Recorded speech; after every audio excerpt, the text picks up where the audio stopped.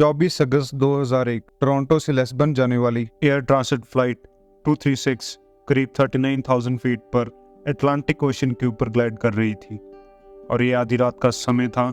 ऐसी सिचुएशन होना एक बहुत ही आम बात है और पायलट्स ऐसी सिचुएशन को बहुत ही अच्छे तरीके से हैंडल कर लेते हैं।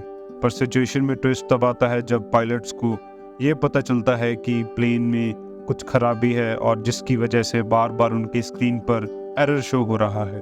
आपको बताते चलें कि अटलांटिक ओशन के ऊपर जब प्लेन ग्लाइड कर रहा था उनकी हाइट लगभग 39,000 फीट थी। इतनी हाइट के होने के बावजूद भी दूर दूर तक पानी ही पानी नजर आ रहा था और जमीन का नामो निशान नहीं था। स्क्रीन पर जो एरर शो हो रहा था दरअसल वो लो फ्यूल का एरर था। और अगर आप अटलांटिक ओशन के बीचों बीच 39,000 फीट की हाइट पर प्लेन में हो और ये एरर आए, इसका मतलब यही है कि आप मौत के मुंह में जा रहे हो। आप सभी का फिर से कल टॉक पर स्वागत है। उम्मीद करते हैं आपको आज की वीडियो बहुत ही दिलचस्प लगेगी। तो चलिए शुरू करते हैं। टोरंटो के पियर्सन एयरपोर्ट से जब एयर ट्रांसिट के A330 को रेडी किया जा रहा था और ये लगभग 7 घंटे की डायरेक्ट फ्लाइट थी टोरंटो से लिस्बन जाने के लिए। प्लेन में 43 मेट्रिक टन फ्यूल भी भरा गया था ताकि प्लेन बिना रुके इस जर्नी को पूरा कर सके। टोरंटो के लोकल टाइम के मुताबिक वहां के रात के 9 बज चुके थे और 2 पायलट, 3 क्रू मेंबर्स और 293 पैसेंजर्स को बोर्ड किया गया था। फ्लाइट के कैप्टन रॉबर्ट पीछे थे जिन्हें कम से कम 16,000 घंटे का फ्लाइट एक्सपीरियंस था और उनके साथ फर्स्ट ऑफिसर 28 साल के डर्क डिगर थे और उनके पास भी 5,000 घंटे का फ्लाइट एक्सपीरियंस था, जिनमें से 400 घंटे इसी सेम एयरबस A330 का एक्सपीरियंस था। अब बात करते हैं एयरबस A330 के बारे में, जो सिर्फ 2 साल पुराना ही था और उस दौर के सबसे अच्छे प्लेन्स में उसका नाम भी आता था। पैसेंजर और क्रू मेंबर्स की बोर्डिंग के बाद पायलट्स ने ATC की परमिशन मांगी ताकि वो अपनी जर्नी को स्टार्ट कर सके और ATC ने अप्रूवल देकर उन्हें ग्रीन सिग्नल दे दिया और फ्लाइट 236 टोरंटो से लिस्बन के लिए रवाना हो जाती है। कुछ ही समय के बाद प्लेन अटलांटिक ओशन के ऊपर अपनी एवरेज हाइट 39,000 फीट पर ग्लाइड कर रहा था और लगभग सभी पैसेंजर्स सो रहे थे क्योंकि ये रात का समय था। ऐसी जर्नीज में पायलट्स भी प्लेन को ऑटो पायलट पे कर देते हैं और सिर्फ ATC के कांटेक्ट में रहते हैं ताकि वो अपनी लोकेशन या मैसेजेस डिलीवर कर सकें। सब कुछ बहुत ही नॉर्मल जा रहा था, पर करीब 4 घंटे के बाद कैनेडियन लोकल टाइम के अनुसार रात के 1 बजे पायलट्स को एक एरर शो होता है जो कि low oil quantity, low pressure oil और लो ऑयल टेम्परेचर का होता है।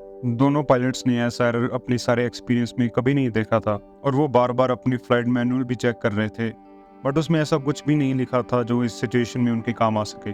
दरअसल कोई भी प्लेन जब ऑपरेशनल होता है तो ऑयल टेम्परेचर बढ़ता है, बट इस सिचुएशन में उल्टा हो रहा था। ऑयल टेम्परेचर काफ़ी तेज़ी से लो हो रहा था। पायलट्स को जैसे ही मौका मिला उन्होंने टोरंटो में मेंटेनेंस यूनिट को कांटेक्ट किया और उन्हें अपनी प्रॉब्लम के बारे में बताया। पर ताज्जुब की बात यह है कि मेंटेनेंस यूनिट को भी इस एरर के बारे में कुछ नहीं पता था। मेंटेनेंस यूनिट ने पायलट्स को यही बोला कि आप थोड़ी देर वेट कीजिए और हमें वापस कांटेक्ट कीजिए ताकि इस प्रॉब्लम को हम सॉल्व कर सकें। हालांकि इंजन में काफ़ी प्रॉब्लम्स देखने को मिल रही थी, पर फ्लाइट में ऐसी कोई प्रॉब्लम नहीं थी। पायलट्स को एरर सिर्फ उनकी स्क्रीन पर शो हो रहा था, तो पायलट्स ने भी ये सोचा कि शायद ये कोई फॉल्टी सेंसर है जो ऑयल का एरर बार बार दिखा रहा है। पर करीब 30 मिनट के बाद पायलट्स को एक नया एरर शो होता है और इस टाइम ऑयल का एरर नहीं होता, दरअसल लो फ्यूल का एरर होता है। A330 प्लेन में फ्यूल ऑटोमेटिकली दोनों विंग्स में इक्वली डिवाइड हो जाता है, पर एरर के मुताबिक राइट विंग में फ्यूल का लेवल कम है और लेफ्ट विंग में फ्यूल का लेवल ज़्यादा है। पर ये एरर को इजीली सॉल्व किया जा सकता है क्योंकि A330 प्लेन में एक फीचर है जिसका नाम है क्रॉस फीड वाल्व, जो कि दोनों विंग्स में फ्यूल की मात्रा इक्वल कर देता है। अब धीरे धीरे राइट विंग का फ्यूल लेफ्ट विंग में पहुंचना शुरू हो गया था और अब दोनों विंग्स में इक्वल क्वांटिटी में फ्यूल पहुंच गया है। थोड़ी ही देर के बाद फिर से पायलट्स को एरर शो होता है कि फ्यूल फिर से लो है और प्लेन में बहुत ही कम फ्यूल अवेलेबल है। इसको देखकर पायलट्स घबरा जाते हैं क्योंकि फ्यूल की क्वांटिटी बहुत ज्यादा कम है और लिस्बन पहुंचना नामुमकिन हो जाता है। अटलांटिक ओशन के बीचों बीच जब पायलट्स इस प्रॉब्लम को फेस कर रहे होते हैं तो उनके पास कोई ज्यादा ऑप्शंस नहीं होते क्योंकि दूर दूर तक अटलांटिक ओशन का नीला पानी ही नजर आ रहा होता है। उनके पास एक ही ऑप्शन रह जाता है जो कि अटलांटिक ओशन के बीचों बीच ही होता है। पोर्चुगीज टेरिटरी के अंदर आने वाला टर्सिरा एयरपोर्ट ही उनके लिए लास्ट ऑप्शन बच जाता है। पायलट्स ने जल्द से जल्द सेंटा मरिया के एटीसी को बताया कि वो इस एयरपोर्ट पर इमरजेंसी लैंडिंग करना चाहते हैं क्योंकि उन्हें फ्यूल शॉर्टेज की इमरजेंसी है। पर पायलट्स को अभी ये भी कंफर्म नहीं था कि वो इस एयरपोर्ट पे पहुंच भी पाएंगे कि नहीं, क्योंकि प्लेन में सिर्फ 7 टन फ्यूल रह गया था, जो सुनने में काफ़ी ज़्यादा लगता है, पर A330 के लिए वो सिर्फ 6% है उसकी फुल कैपेसिटी से। पर सोचने की बात यह है कि आखिरकार फ्यूल इतनी तेज़ी से कम क्यों हो रहा था।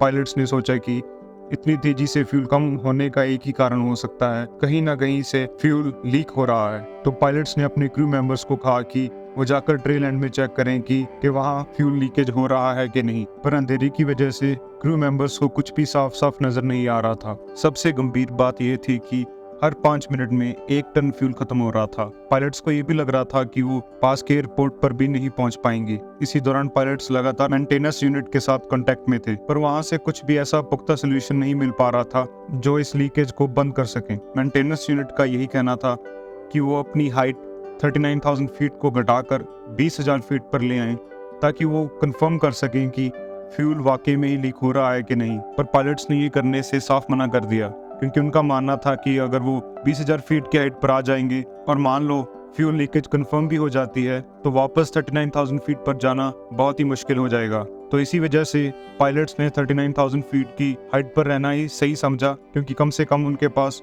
ग्लाइडिंग का ऑप्शन तो बचेगा। कुछ ही पलों के बाद सभी का शक साफ हो जाता है, क्योंकि प्लेन के राइट विंग के इंजन से आग ही आग निकल रही होती है और थोड़ी देर के बाद इंजन भी ब्लास्ट हो जाता है। जो पैसेंजर्स आराम से अपनी नींद का लुत्फ ले रहे थे, अब वो घबराए हुए हैं।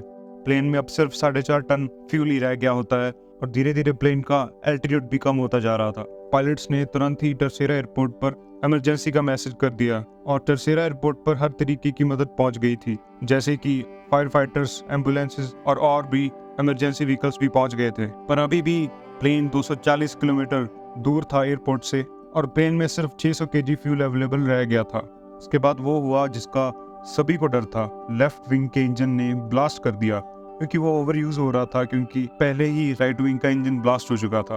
अब A330 प्लेन विदाउट इंजन हवा में 39,000 फीट की हाइट पर उड़ रहा था, पर अभी भी पायलट्स को दूर दूर तक सिर्फ पानी ही नजर आ रहा था। दोनों इंजन ब्लास्ट होने की वजह से प्लेन में बिल्कुल अंधेरा हो चुका था, क्योंकि प्लेन्स की इलेक्ट्रिसिटी भी उनके इंजन्स के साथ ही कनेक्ट होती है। पर लकीली ऑटोमेटिक टरबाइन बाहर निकल जाता है, जो इतनी ही इलेक्ट्रिसिटी दे पाता है कि पायलट्स अपने कॉकपिट की स्क्रीन्स और गैजेट्स चला सकें। A330 प्लेन सिर्फ 120 किलोमीटर एयरपोर्ट से दूर था और प्लेन की हाइट कम होती जा रही थी। अब प्लेन सिर्फ 30,000 फीट की हाइट पर उड़ रहा था। अगर एक और सिनेरियो देखा जाए कि प्लेन अटलांटिक ओशन के अंदर ही लैंड करा दिया जाए और सभी पैसेंजर्स को शिप्स या हेलीकॉप्टर के द्वारा बचा लिया जाए, वो एक बहुत ही मुश्किल टास्क हो जाता, क्योंकि पैसेंजर्स डूब भी सकते थे और अगर ना भी डूबते तो ठंडे पानी से उनकी मृत्यु हो सकती थी।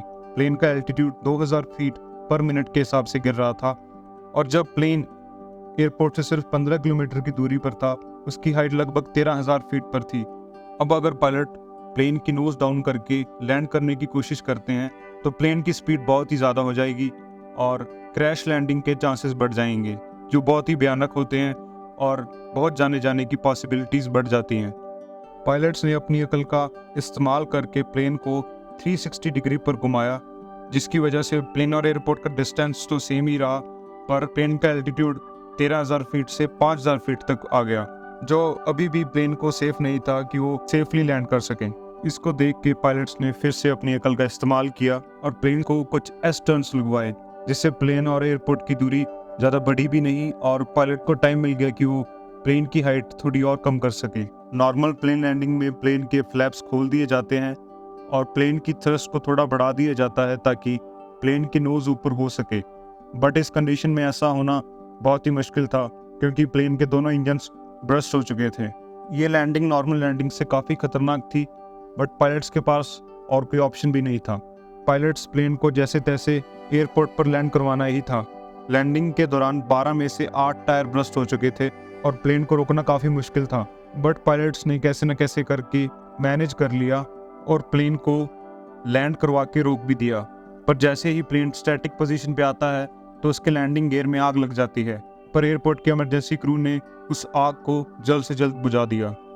फ्लाइट 236 के द्वारा एक रिकॉर्ड बना दिया गया कि वो मात्र एक ही प्लेन है जो बिना इंजन और इतने सारे पैसेंजर्स के साथ इतनी दूरी तक ग्लाइड करता रहा।